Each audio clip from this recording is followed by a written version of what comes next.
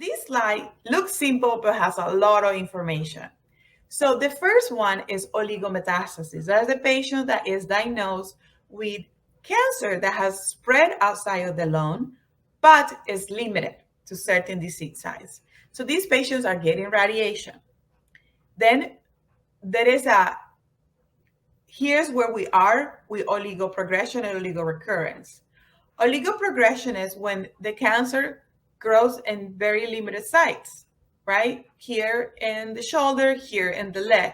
And we usually treat it with local therapy. And that's what those little thunders kind of look. They mostly are radiation, but allows to control those two sides of diseases that are growing where the rest of the disease is under control.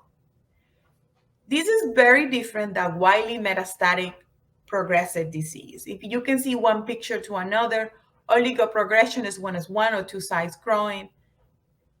Full-blown disease progression is when it's multiple sites. But we still use radiation to treat some of the symptomatic lesions. So this is a good example of a patient that had oligodisease progression in the rib. And these tend to be very painful every time you take a deep breath, when you're trying to sleep on their side. So the patient remained in the targeted therapy, but we were able to treat with radiation that spot that was giving us trouble. And this patient remained in targeted therapy for a year after we treated these lesions. So it's a bridge. It's a bridge between, we know that the cancer is developing a resistant mechanism. Let's try to treat these sites that are growing to get the most benefit we can for the targeted therapy. This concept of oligoprogression continues to be studied. There is more information about oligometastasis, which is the patients are diagnosed with stage 4, but they only have the disease in certain sites outside of the chest. So this is a study that's being done in Canada in which patients that have oligoprogression, 1 to 5 lesions. So we have a limit, and they're less than 5 centimeters, and it's less than 3 organs. So bone, liver, adrenal glands. The adrenal glands are the glands on top of the kidney. Then, if they have a driver mutation or not, they're getting randomized. It means somebody gets a standard of care, we switch in the therapy, and somebody else gets directed therapy to those sites that are growing. This is still ongoing. As you can see, it was recently published, mostly the ongoing progress of the study in March of this year. So what do you use to treat these disease sites that are growing? There are several local therapies. What is the difference between a local therapy and a systemic therapy? Well, the local therapy treats the disease where it is, that spot. It doesn't treat the disease everywhere else in the body. And that's what we use for oligoprogression.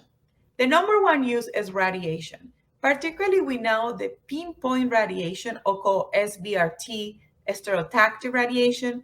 I call it pinpoint because it allows to treat a lesion without all the extra radiation side effects and the area surrounding that tumor. It tends to be very effective. It ranges from 1 fraction to 10 fractions. That means fractions is the number of treatments. Another option that is less commonly used is surgery. So remove the disease that's growing, that's giving us the trouble. Why is less common? Well, it requires more other patients. Lung surgeries require a long recovery time. And we also have ablation. So ablation uses laser, and a common way to say laser, of very cold energy to kind of burn the tumor that is giving us trouble.